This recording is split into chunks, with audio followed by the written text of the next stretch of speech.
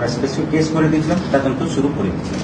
তদন্ত শুরু করার পরে আমাদের টেকনিক্যাল এভিডেন্সেস অ্যান্ড তারপর আমাদের ইন্টেলিজেন্স অ্যান্ড অনেকগুলো সোর্সেস থেকে আমরা পেয়েছিলাম যে নারায়ণ হালদার, বাবার নামটা ভূপতি হালদার, এর ভিতরে ইনভলভ হয়েছিল বলে আমরা তারপরে রাত্রে একটা বড় টিম গ্রামে পাঠিয়েছিলাম। গ্রামে পাঠিয়ে রেড করে আমরা নারায়ণ হালদারকে আমরা গ্রেফতার করে দিয়েছিলাম। গ্রেফতার করার পর থানাতে নিয়ে এসে আমরা কন্টিনিউসলি জিজ্ঞাসাবাদ করেছিলাম।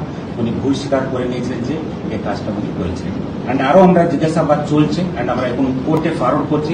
কোর্টে ফরওয়ার্ড করার পরে আমরা পিসিতে নিয়ে নেব। পিসিতে নিয়ে আরও জিজ্ঞাসাবাদ করে আমরা বার করবো আরও এর ভিতরে কে কে আছে বলে। এর মধ্যে উনি ভুল স্বীকার করে নিয়েছিলেন। ট্রাঙ্কেড কন্ডিশন ছিল, মধ্য ব্যবস্থাতে মূর্তিটা ভেঙে দিয়েছে বলে বলছিলেন। মা পবিত্রতা আমাদের সর্বোচ্চ অগ্রাধিকার। আমরা যা করেছি মা কালীর সম্মান এবং পবিত্রতা রক্ষা করার জন্য করছি।